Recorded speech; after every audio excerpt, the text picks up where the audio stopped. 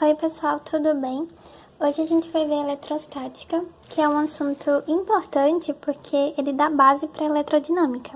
E eletrodinâmica é o assunto mais cobrado no Enem, tá bom? Então é bem importante que a gente aprenda todos os conceitos da eletrostática, tudo direitinho. Tem algumas questões na ficha que eu tirei do Enem, tá? Mas o que é mais cobrado realmente é o próximo assunto, que é a eletrodinâmica. Mas para a gente entender a eletrodinâmica, a gente precisa passar por todos esses conceitos da eletrostática, tá bom? Então, de início, a gente vai começar com a ideia de carga elétrica. E o que seria a carga elétrica, né? É uma propriedade que é intrínseca da matéria. Preciso que vocês lembrem lá da química, né? Aqui a gente tem um átomo. E o que nós encontramos no átomo? A gente tem um núcleo. No núcleo a gente tem os prótons e os nêutrons, que eles possuem massa, né? O próton, ele tem carga elétrica positiva e o nêutron, ele é nêutron. E ao redor a gente tem a eletrosfera.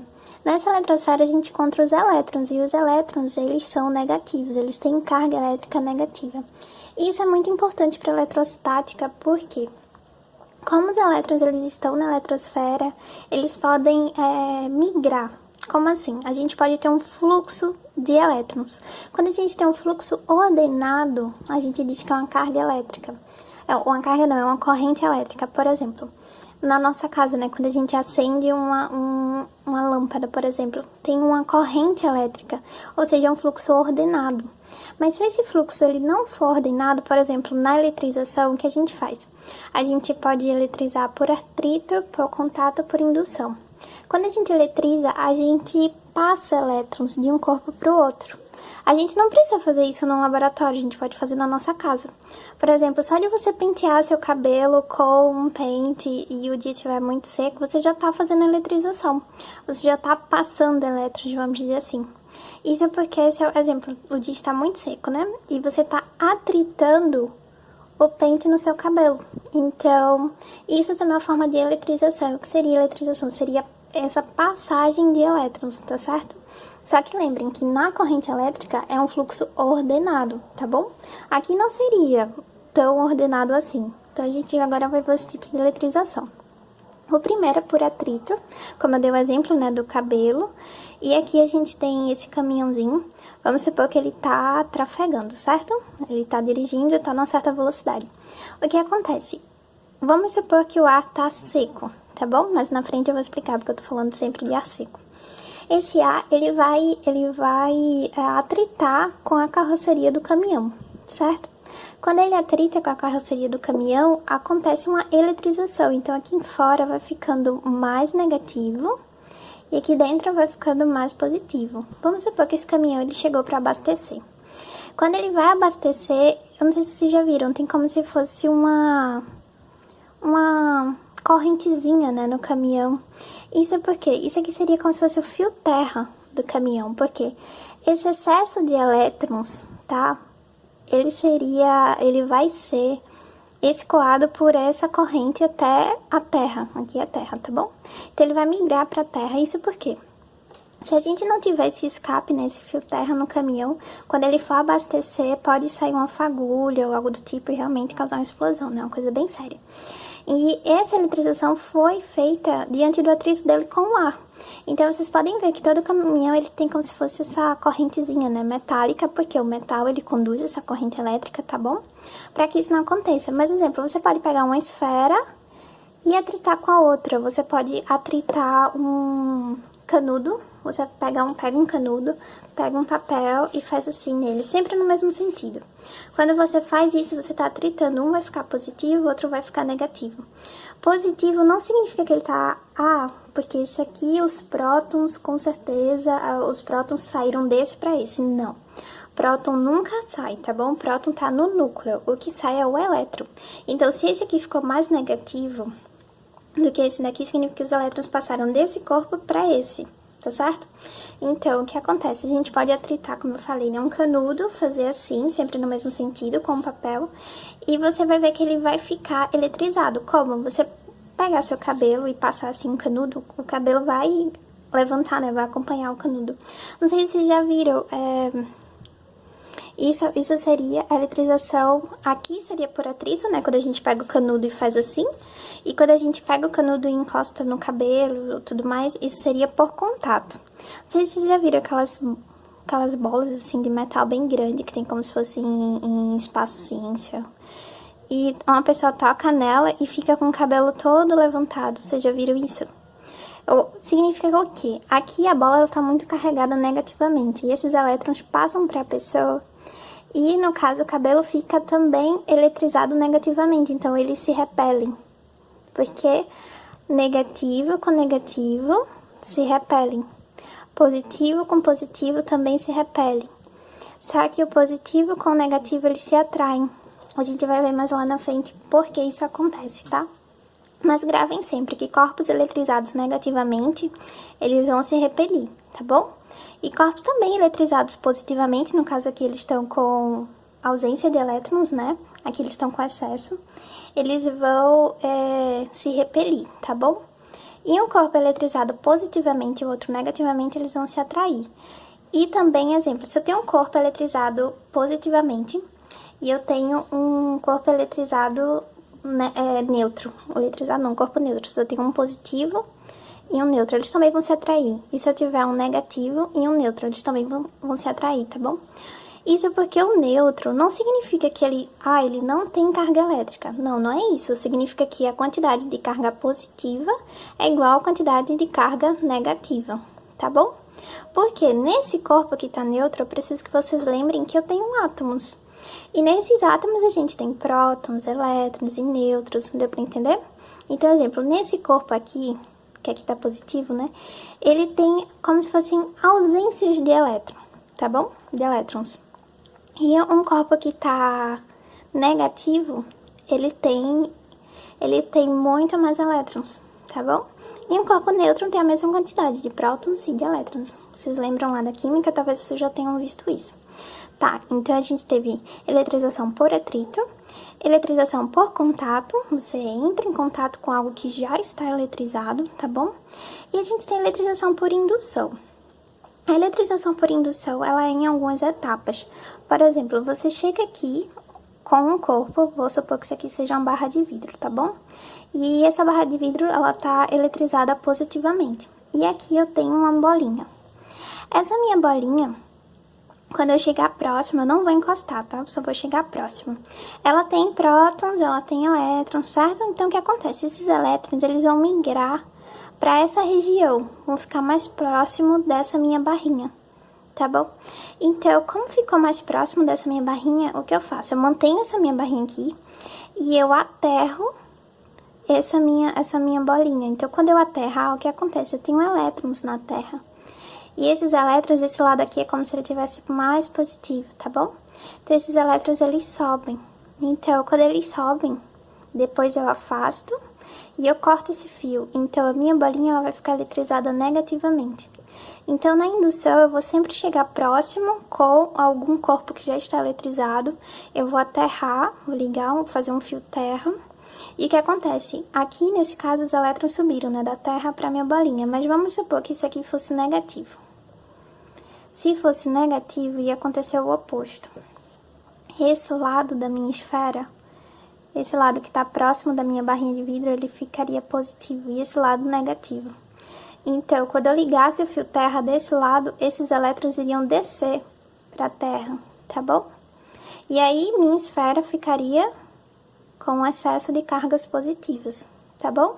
Então, é só a gente fazer essa análise quando, né, aparecer algum objeto que esteja eletrizado, a gente vê se é negativo ou se é positivo, tá bom? Dando continuidade aqui, a gente vai ver essa parte de corrente elétrica, de campo elétrico, de força elétrica, tá bom? Então, só relembrando um pouquinho que a gente viu na primeira parte, a gente viu carga elétrica, né, que é uma propriedade intrínseca da matéria, dos átomos. E a gente viu também eletrização, a gente tem a eletrização por atrito, por contato e por indução. Lembrem, por atrito, aquele exemplo do caminhão, tá? Por contato, aquela esfera carregada, talvez negativamente, né, que a gente toca e nossos cabelos ficam todos pra cima. E por indução, lembrem que a gente tem que aterrar, né, o objeto para poder o fluxo de elétrons migrar para a Terra ou vir da Terra para o objeto, tá bom? E o que acontece? A gente tem também os isolantes e os condutores. Isso também tem a ver com a carga elétrica. Os condutores a gente tem em mente, né, por exemplo, um metal, ele é um bom condutor. E o isolante, obviamente, ele não vai permitir que a corrente passe. Então, o isolante, ele também é chamado de dielétrico, tá bom? Por exemplo, a borracha, o isopor, o ar seco, ele é isolante, tá bom? E um questionamento que eu queria fazer com vocês é a água. Vocês acham que a água é isolante ou condutora? Acho que talvez vocês tenham pensado, né, em alguns filmes mais antigos que tem aquelas cenas bem tristes de pessoas sendo eletrocutadas e geralmente colocam elas com os pés na água, né? Isso, aí você pode pensar, a água é condutora. Se eu tiver com o pé molhado, eu posso levar um choque, né? Mas o que acontece? A água, ela é condutora por conta dos íons que ela tem. Então, se fosse uma água destilada, ela não conteria íons, então ela seria isolante. Interessante, né? E nos vídeos complementares eu vou colocar pra vocês essa experiência, que ele coloca um recipiente com água e ele tenta fazer passar corrente nessa água para poder acender uma lâmpada. E o que acontece? Quando você coloca sal, ele vai se dissociar, certo? Então ele vai formar íons ali dentro daquele recipiente com água. E esses íons é que vão migrar, né? No caso, seriam a corrente elétrica, tá? E agora, a gente vem para a lei de Coulomb. E o que acontece? Aqui a gente vai estudar um pouquinho força elétrica e campo elétrico. Eu preciso que vocês lembrem um pouquinho dessa fórmula aqui, mas não quero que vocês se atentem a essas duas fórmulas, tá? Eu só quero essa daqui. Porque eu quero que vocês entendam o conceito e não necessariamente decorem essas fórmulas, porque elas pouquíssimas vezes foram cobradas, tá? Elas quase realmente não caem. Mas eu preciso do conceito. Por exemplo, a gente sabe que peso é a massa vezes a gravidade. Vocês lembram disso, né? E peso é uma força, tá? Peso é uma força e a gravidade é a aceleração da gravidade. Então, isso aqui é como se fosse uma versão daquela força igual a massa vezes a aceleração, né? Interessante isso. E outra coisa, aqui vamos supor a gente tem uma maçã, tá? Como é que a maçã sabe que ela tem que cair? Por exemplo, se eu soltar esse piloto, ele vai cair em direção à Terra. Mas por que isso acontece? Então, a Terra ela tem uma massa muito grande. No caso, vai ser esse emisão aqui. E a maçã tem uma massa muito pequenininha. Então, a força gravitacional vai ser uma constante, que a gente chama de G. Essa massa da maçã vezes a massa da Terra dividido por essa distância. Então, quanto menor a distância, maior vai ser essa força.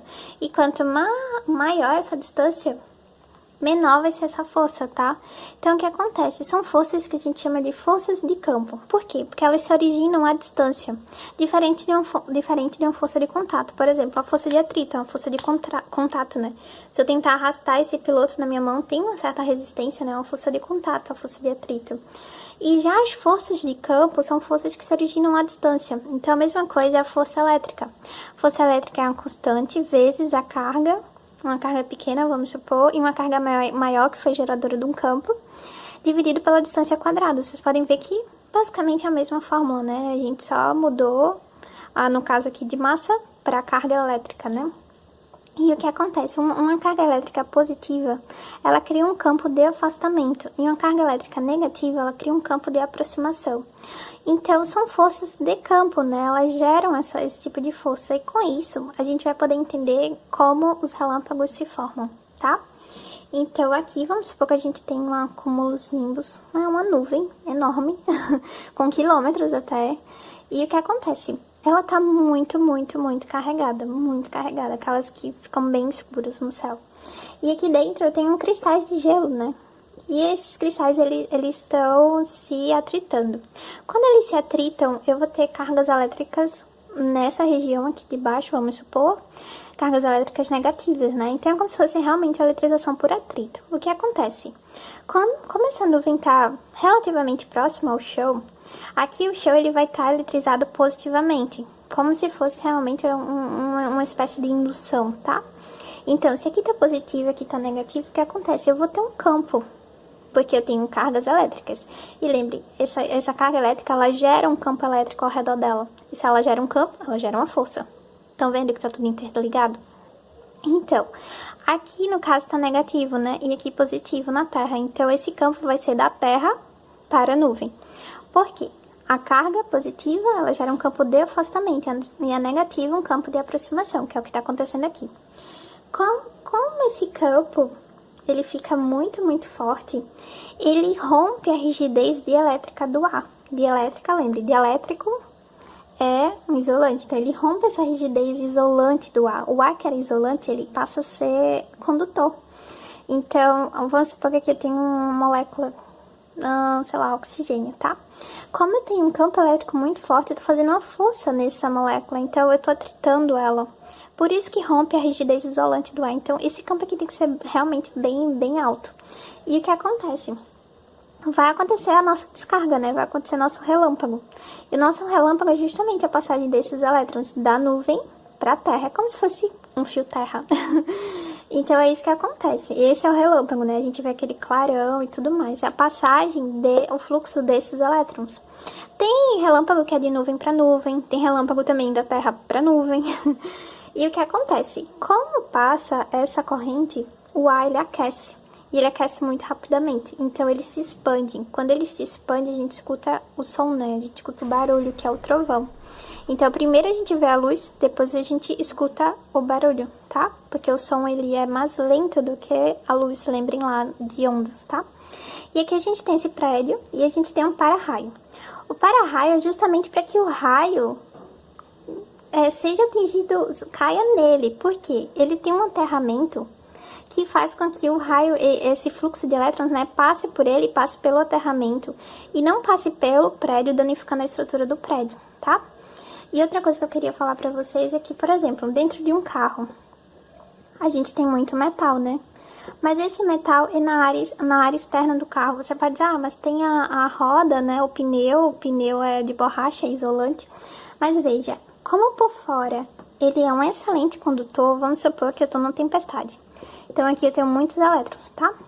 Como por fora ele é um excelente condutor, por dentro é como se o meu campo elétrico fosse zero. Então, imagine que meu carro tá aqui, nessa tempestade, tá? Eu tenho um campo elétrico fora e eu também teria um campo elétrico dentro.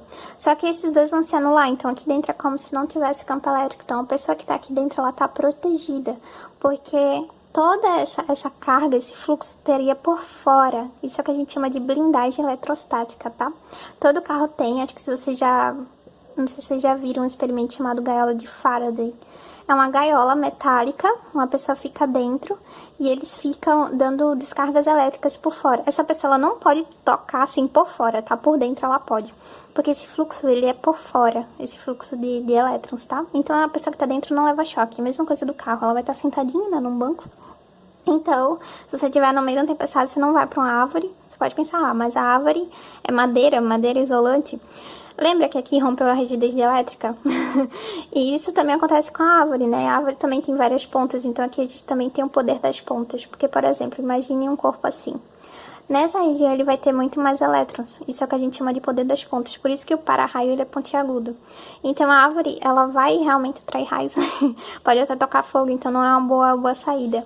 Uma boa saída seria realmente o carro, uma gaiola de Faraday, como eu falei pra vocês, porque é um metal, é um excelente condutor, mas vai conduzir por fora, tá? Lembrem disso, não por dentro. Então, basicamente, eu acho que é isso. Queria mais que vocês pegassem um conceito, não se atentem tanto a essas fórmulas aqui, tá? Mais o conceito. São parte mais conceitual, questão de elétrica, questão de carga elétrica, tá bom? E aí, se qualquer dúvida, é só falar.